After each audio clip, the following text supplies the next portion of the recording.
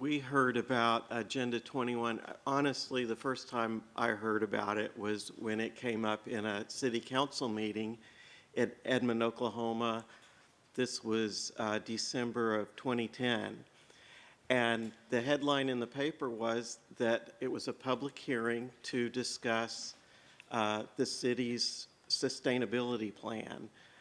The city of Edmond is interested in, as lots of communities, interested in saving energy costs, being economical, creating a better environment for their citizens in terms of bike paths and enhanced lighting.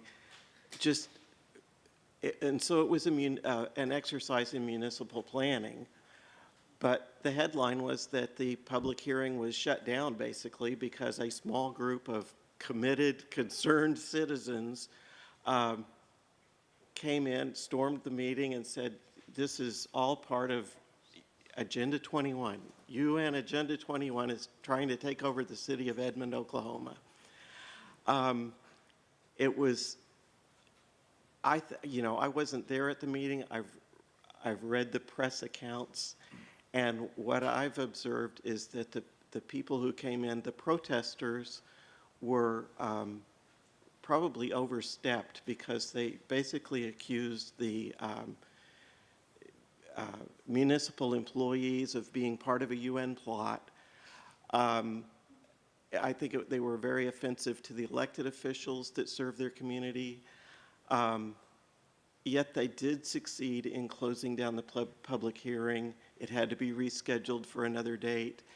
And they made some really wild accusations about the United Nations.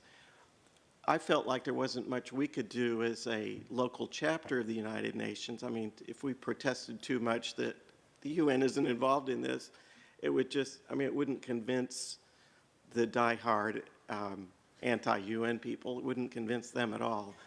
I did send a note to the mayor of Edmond, and I said, we recognize that you've got a difficult situation on your hands. If there's anything we can do to help, let us know. That's pretty much where we left it. That was in December 2010. In the spring of this year, February, one of our local state representatives in the legislature introduced a resolution to condemn the United Nations, to call for the United States to withdraw from participation in any UN agency, including the IAEA and just World Health Organization, anything you can think of. And it got a hearing in the legislature. We became aware of it mid-February, and by mid-March, the controversy had died down. But within those 30 days, there was a lot of concern about would the legislature pass this item. Our sense was that it probably would pass, and I based that assessment on two things. One is I talked with the chairman of the Rules Committee, which heard the resolution first, and he said, yeah, it's probably going to pass the committee, and it'll probably pass in the House. The other thing was that the Republican Party had passed a resolution, an anti-UN resolution, to get the U.S. out. And this had been, for several years, it's been part of the party platform. And Oklahoma now is a Republican state. It's over the course of 20 years or so, we've changed from Democrat to Republican, and from top to bottom, every office is filled by a member of the Republican Party. So that made us think this is a party effort to make a anti-UN statement. The main thing I think for us as a chapter was to resolve that we weren't going to let this pass without speaking up and doing something. And I think we tried to look at it practically and pragmatically, that even though we had been told that this was likely to pass, and even though we knew that the Republican Party had been on the record, we felt that there were still some moderate, reasonable Republicans in our legislature, and certainly in the governor's office who could be our allies on this deal.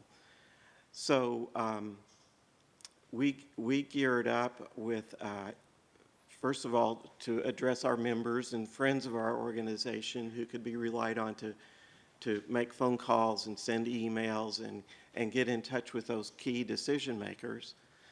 I appeared at the meeting of the House Rules Committee, and the chairman offered me 2 minutes to make our case,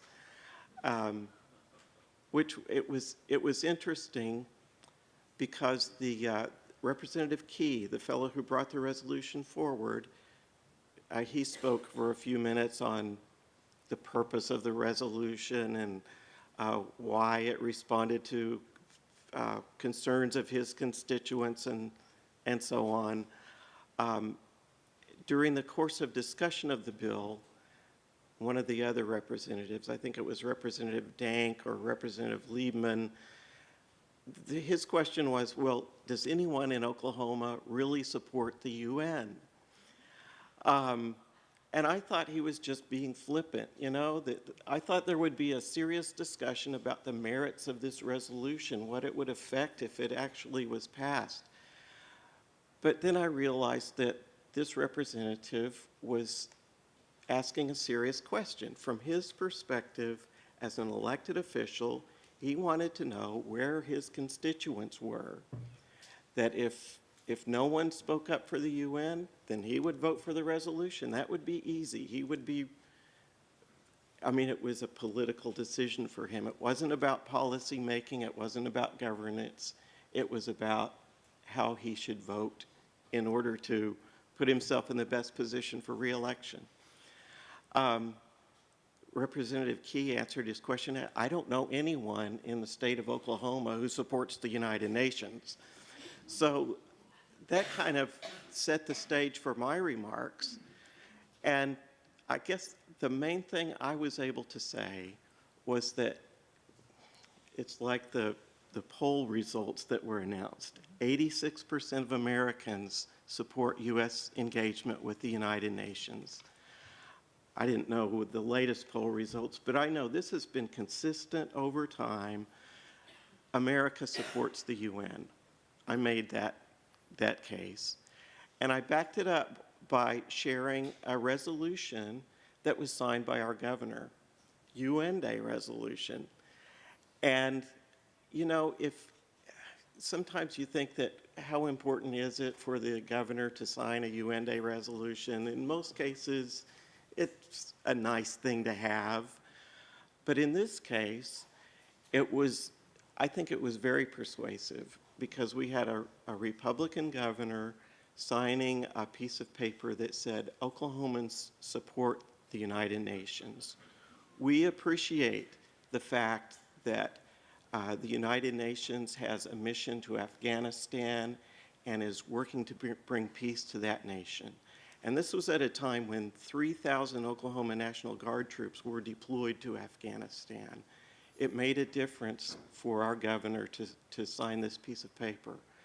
It made a difference because in that resolution we referred to a favorite daughter of our state, Jean Kirkpatrick, U.S. Ambassador to the United Nations under President Reagan. So our total approach was to show that it is in the interest of every office holder, but even Republican office holders, to support the United Nations, to be consistent about that support that Oklahomans do support the United Nations, have consistently done that over time.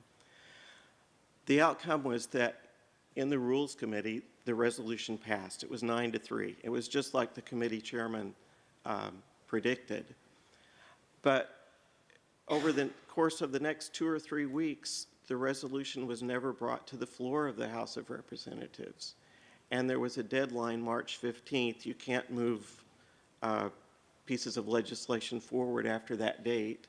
So effectively, the bill died. And to this day, I'm not sure exactly why it didn't come up. I suspect that the chairman of the Rules Committee felt like he had done enough to make Representative Key happy, to make his constituents happy, that it really was going to cause more trouble and headache to let it advance farther. I think maybe the Speaker of the House had a hand in that, because certainly he had the final decision on which legislation to bring forward.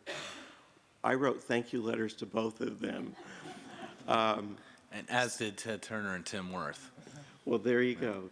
Thank you very much. I think we were lucky in some regards. If it had come to a vote on the floor of the House, I can't predict what would have happened. But I know that we did generate some response from our members and from friends of our association. And I mean, it was all over and done with pretty quickly. But I was glad to see the way people responded. I was glad that we had resources in place to get in touch with our members via email and generate a quick response on something that we didn't anticipate at the beginning of this session.